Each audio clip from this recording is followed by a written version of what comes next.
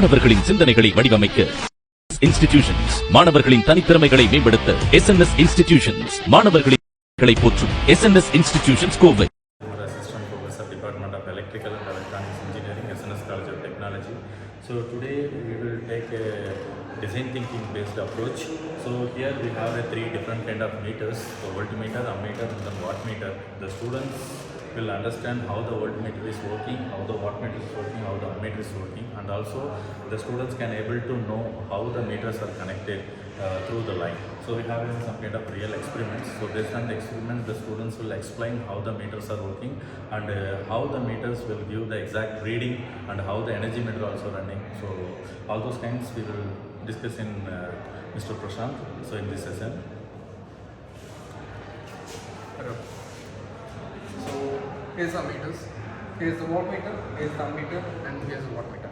As you all know, wattmeter gives us the voltage and ammeter gives us the current which the load is taking, and wattmeter gives us the power which the load is taking. First, let us turn on the supply.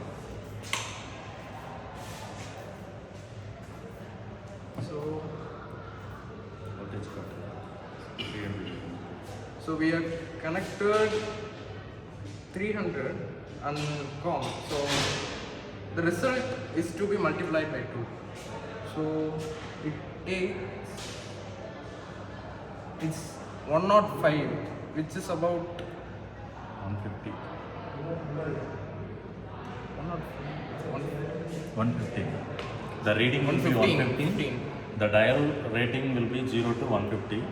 So the reading will be 115. So in order to multiply into 2, 115 into 2, 230 volt.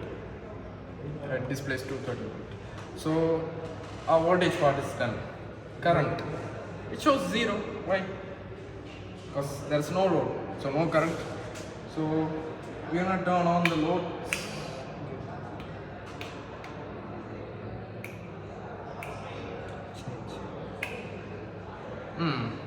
Here comes current change.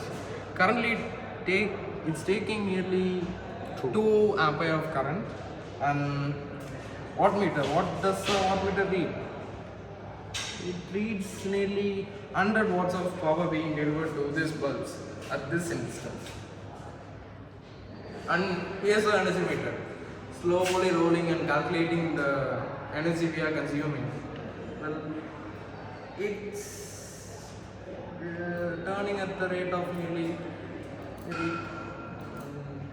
1 rotations per second. Yeah.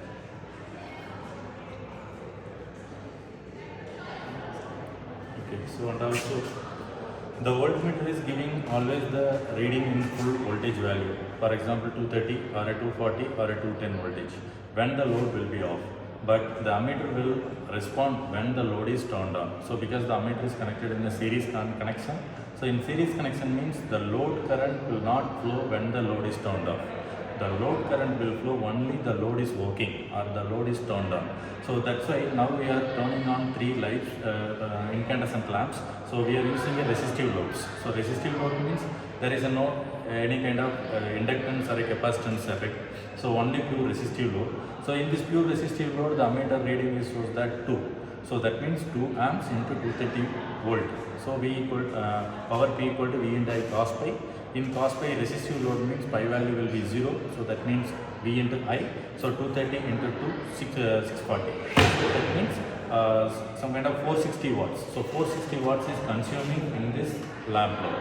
At the same time, the wattmeter here. So the wattmeter is used to calculate the wattage. So the wattage means, for example, 230 into 2, the wattmeter is directly showing that the value of 460.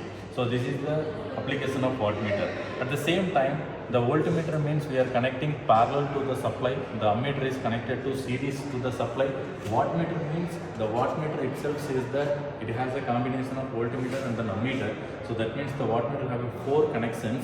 So here the 4 connection will be common, load, and also voltage value V, and then input value. So based on that, the wattmeter is working, and also the wattmeter we have a multiplication factor. So Y means, so we are using a different kind of wattmeters. For example, unity power factor wattmeter or a lagging power factor wattmeters. So when we are using a resistive load, we can use as a unity power factor wattmeter. So when we are using inductive loads or some kind of capacitive loads, we can use as a unity lagging power factor or a leading power factor wattmeter. So here we are using a unity power factor. Why means, so we have a resistive load. Okay. So I think the students can easily understand how the meters are working and then how the meter will be to some accurate reading. Okay, thank you.